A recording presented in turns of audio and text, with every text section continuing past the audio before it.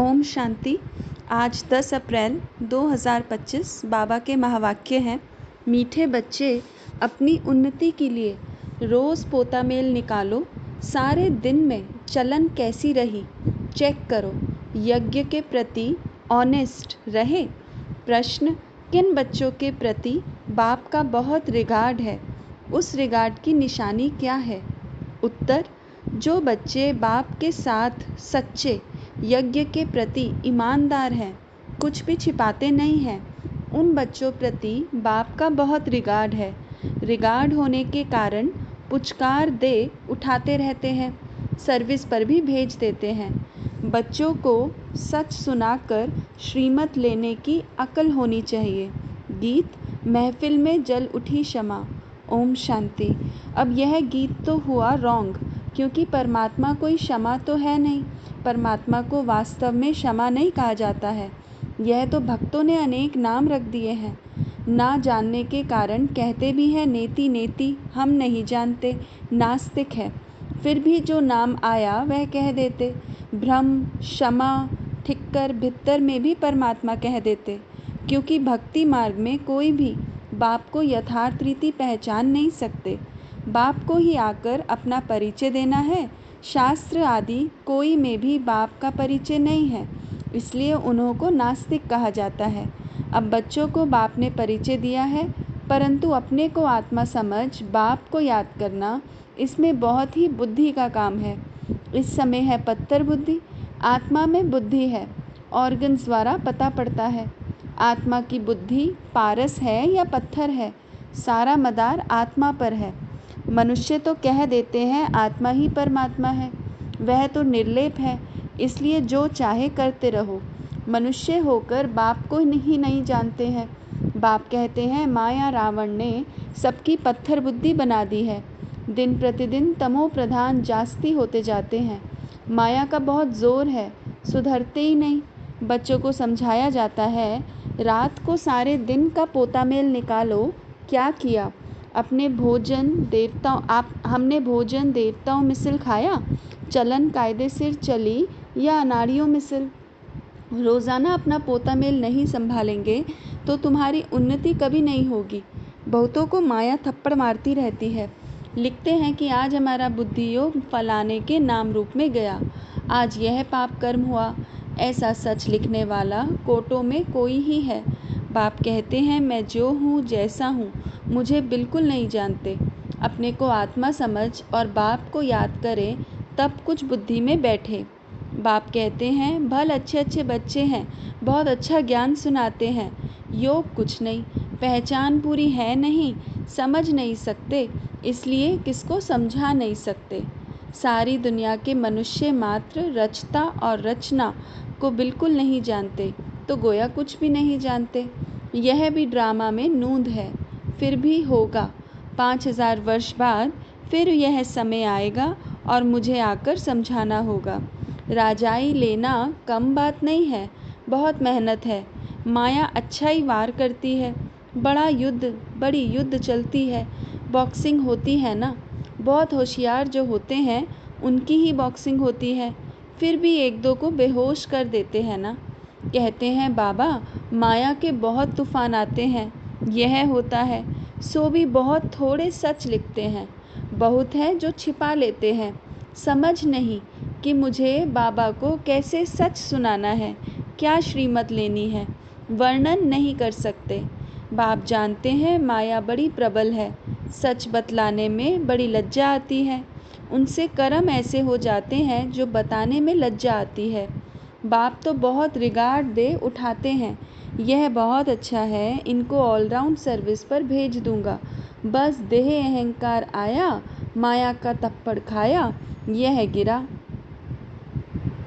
बाबा तो उठाने लिए महिमा भी करते हैं, पुचकार दे उठाऊंगा। तुम तो बहुत अच्छे हो, स्थूल सेवा में भी अच्छे हो, परंतु यथार्थ रीति बैठ बताते हैं कि मंजिल बहुत भारी है। देह और देह के संबंध को छोड़ अपने को अशरीरी आत्मा समझना, यह पुरुषार्थ करना बुद्धि का काम है। सब पुरुषार्थी हैं। कितनी बड़ी राजाई स्थापन हो रही है, बाप के सब बच्चे भी हैं, स्टूडेंट भी हैं, तो फॉलोअर्स भी हैं। यह सारी दुनिया का बाप है। सभी उसी एक को बुलाते हैं। वह आकर बच्चों को समझाते रहते हैं, फिर भी इतना रिगार्ड थोड़ी रहता है। बड़े बड़े आदमी आते हैं, कितना रिगार्ड से उनकी संभाल करते हैं, कितना भपका रहता है। इस समय तो हैं सब पतित, परंतु अपने को समझते थोड़ी हैं। माया ने बिल्कुल ही तुच्छ बुद्धि बना दिया है। कह देते सतयुग की आयु इतनी लंबी है, तो बाप कहते हैं 100% बेसमझ हुए ना। मनुष्य होकर और क्या काम करते रहते हैं। 5000 वर्ष की बात को लाखों वर्ष कह देते हैं। यह भी बाप आकर समझाते हैं।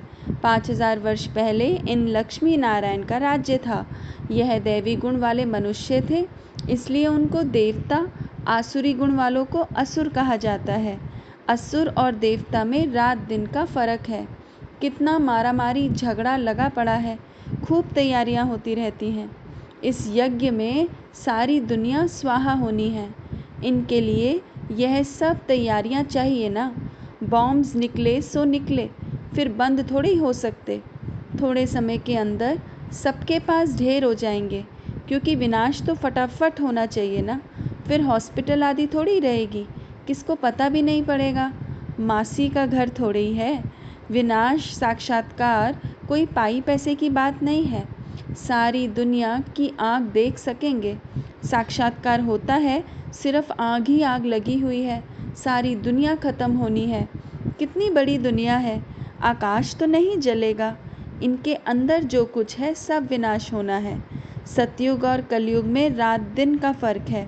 कितने ढेर मनुष्य हैं, जानवर है, कितनी सामग्री है, यह भी बच्चों की बुद्धि में मुश्किल बैठता है। विचार करो, 5000 वर्ष की बात है। देवी देवताओं का राज्य था ना। कितने थोड़े मनुष्य थे, अब कितने मनुष्य हैं। अभी है कलयुग, इनका ज़रूर विनाश होना है। अब बाप आत्माओं को कहते हैं मामेकम याद करो। यह भी समझ से याद करना है। ऐसे ही शिव शिव तो बहुत कहते रहते हैं, छोटे बच्चे भी कह देते, परंतु बुद्धि में समझ कुछ नहीं। अनुभव से नहीं कहते कि वह बिंदी है, हम भी इतनी छोटी बिंदी हैं। ऐसे समझ से याद करना है। पहले तो मैं आत्मा हूँ, यह पक्का करो, फिर बाप का परिचय बुद्धि में अच्छी रीति धारण करो। अंतर्मुखी बच्चे ही अच्छी रीति समझ सकते हैं कि हम आत्मा बिंदी हैं। हमारी आत्मा को अभी नॉलेज मिल रही है कि हमारे में 84 जन्मों का पाठ कैसे भरा हुआ है, फिर कैसे आत्मा सतो प्रधान बनती है। यह सब बड़ी अंतर्मुख हो समझने की बातें हैं। इसमें ही टाइम लगता है। बच्चे जानते हैं हमारा यह अंतिम जन्म है, अभी हम जाते हैं घर। यह बुद्धि में पक्का होना चाहिए कि हम आत्मा हैं। शरीर का भान कम हो तब बातचीत करने में सुधार हो, नहीं तो चलन बिल्कुल ही बदतर हो जाती, क्योंकि शरीर से अलग होते नहीं। देह अभिमान में आकर कुछ न कुछ कह देते हैं। यज्ञ से तो बड़े ऑनेस्ट चाहिए। अभी तो बहुत अलबेले हैं। खान पान वातावरण कुछ सुधारा नहीं है। अभी तो बहुत टाइम चाहिए। सर्विसेबल बच्चों को ही बाबा याद करते हैं, पद भी वही पा सकेंगे। ऐसे ही अपने को सिर्फ खुश करना, वह तो चना चबाना है। इसमें बड़ी अंतर्मुखता चाहिए। समझाने की भी युक्ति चाहिए। प्रदर्शनी में कोई समझते थोड़ी हैं, सिर्फ कह देते कि आपकी बातें ठीक हैं। यहाँ भी नंबरवार है। निश्चय है हम बच्चे बने हैं, बाप से स्वर्ग का वर्षा मिलता है। अगर हम बाप की पूरी सर्विस करते रहेंगे तो हमारा तो यही धंधा है। सारा दिन विचार सागर मंथन होता रहेगा। यह बाबा भी विचार सागर मंथन करता होगा ना, नहीं तो यह पद कैसे पाएगा। बच्चों को दोनों इकट्ठा समझाते रहते हैं। 2 इंजन मिली है, क्योंकि चढ़ाई बड़ी है ना। पहाड़ी पर जाते हैं तो गाड़ी को 2 इंजन लगाते हैं। कभी कभी चलते चलते गाड़ी खड़ी हो जाती है तो खिसक कर नीचे चले आते हैं। हमारे बच्चों का भी ऐसे है। चढ़ते चढ़ते, मेहनत करते करते फिर चढ़ाई चढ़ नहीं सकते। माया का ग्रहण व तूफान लगता है तो एकदम नीचे गिरकर पुर्जा पुर्जा हो जाते हैं। थोड़ी सी सर्विस की तो अहंकार आ जाता है, गिर पड़ते हैं। समझते नहीं कि बाप है, साथ में धर्मराज भी है। अगर कुछ ऐसा करते हैं तो हमारे ऊपर बहुत भारी दंड पड़ता है। इससे तो बाहर में रहें वह अच्छा है। बाप का बनकर और वर्षा लेना मासी का घर नहीं है।